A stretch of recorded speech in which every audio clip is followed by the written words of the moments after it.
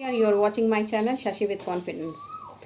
आज का दूसरा टॉपिक है पर्यावरण, जो कि हमारे लिए या हमारी ज़िंदगी के लिए बहुत ही ज़रूरी है। क्या पर्यावरण के बिना हम लोग जी सकते हैं? अगर धरती पर पेड़ पौधे ना हों तो क्या हमारा जीवन संभव है? नहीं है। और पेड़ पौधे हमसे क्या मांगते हैं? हमसे लेते तो कुछ नहीं है, देते बहुत कुछ हैं। ऑक्सीजन देते हैं, बहुत सारी चीज़ें।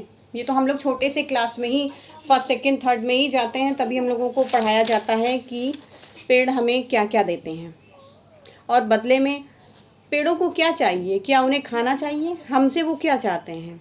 अगर हम कोई एक छोटा सा पौधा लगाते हैं तो उसमें हम सिर्फ पानी ही तो देते हैं, खाद।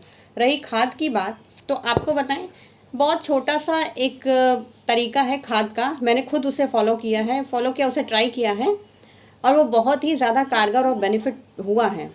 मैंने क्या किया, हमारे घर में जो सब्ज़ी वगैरह होती है उसको काट के, उसके छिलके जो होते हैं, कोई भी सब्ज़ी देखिए आप, बिना छीले ज़्यादातर सब्ज़ियाँ आपको छील के ही बनानी होती हैं, तो उसके छिलके और फ्रूट्स के छिलके, सारी चीज़ों को मिला के मैंने क्या किया, एक पॉलीथीन में करके छत पे रख दिया। जब 2-3-4 दिन हो गए, वो एक तरह से उसके जो पील्स थे सारे, वो बिल्कुल बुरी तरह सड़ गए। आप जानते हैं खाद इसी तरह बनती है। तो उन चीज़ों को मैंने खाद के रूप में अपने पौधों में इस्तेमाल किया और उसका बेनिफिट ये हुआ कि उन्होंने, मेरे जो पौधे थे उनमें और पौधे निकल आए और उसने खाद के रूप में जो काम किया उससे पौधों में अच्छी ग्रोथ हुई। तो पेड़ पौधे हमसे कुछ नहीं चाहते हैं, वो हमसे थोड़ी सी देखभाल चाहते हैं कि आप उन्हें रेगुलर पानी दें और उनका थोड़ा सा देखभाल करें। आपको देखिए, जैसे क्या हुआ, पशु पक्षी भी ऐसे ही होते हैं, उनका जीवन भी पेड़ पौधे पर ही निर्भर होता है।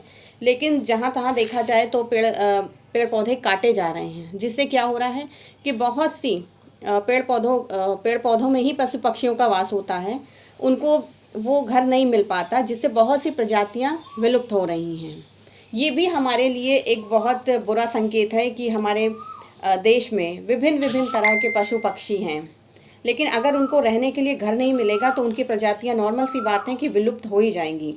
आप लोग ऐसा ज़रूर करिए कि मकान बनवाते समय ऐसा घर के आसपास थोड़ी सी ज़मीन ऐसी ज़रूर रखिए जिसमें आप पेड़ पौधे उगा सकें। मॉर्निंग वॉक पे जाइए, अगर पेड़ों पे ठंडी ठंडी हवा ना मिले तो क्या मॉर्निंग वॉक अच्छी लगेगी आपको? आप सुबह उठिए 5 बजे, रेगुलर हम भी 5 बजे सुबह उठते हैं। मॉर्निंग वॉक पे जब निकलते हैं तो सुबह देखिए 5 बजे भी आपको चाँद दिखाई देगा, तारे दिखाई देंगे और जो नेचुरल फ्रेश एयर होती है वो आपको सुबह 5 बजे ही मिलेगी। धीरे धीरे जैसे जैसे समय निकलता जाता है तो वो फ्रेश एयर नहीं रहती है। फिर क्या होता है, आपको देखा जाए तो बड़े बड़े गाँवों में इस समय क्या हो रहा है, जल का स्तर गिरता जा रहा है। आवश्यकता से अधिक बोरिंग का ना होना, इससे क्या हो रहा है, जल का स्तर घट रहा है। आपको बताएं, सरकार को ये करना चाहिए, सरकार है, नगर पालिका है, गैर सरकारी संस्थान द्वारा शहरी नागरिकों को पौधे, अरे हम ये नहीं कह रहे हैं आपसे कि आप 1000 पौधे लगाओ, 1 लगाओ, 10 लगाओ, 1000, 100 लगाओ सिर्फ, लेकिन उसकी प्रॉपर देखभाल करो, उसमें पानी, खाद ये वगैरह अच्छी तरह इन सब चीज़ों को डालो। अंधाधुंध जो जंगलों की कटाई होती है उससे भी देखा जाए तो पर्यावरण बुरी तरह प्रभावित होता है। मैंने कुछ नोट्स बनाए हैं, आपको बताएं, पॉलीथीन, पर्यावरण की जो प्रदूषण है उसमें पॉलीथीन का बहुत बड़ा योगदान होता है। आपको देखा जाए तो रास्ते में कितने कूड़े का ढेर आपको मिलेगा, जिसमें सिर्फ ज़्यादातर मैक्सिमम आपको पॉलीथीन ही मिलेगी। सरकार ने पॉलीथीन पे बैन ज़रूर लगाया है, लेकिन वो कब मार्केट में वापस आ जाती है पता नहीं, कब वो बिल्कुल खुले बिकना शुरू हो जाती है, जिस पे किसी को एतराज़ नहीं होता है। पॉलीथीन की जगह आप लोग पेपर के बने हुए बैग यूज़ करिए, जूट के बैग यूज़ करिए, कपड़ों से बना हुआ थैला अपने आप घर पे बनाइए और वहाँ ले जाइए।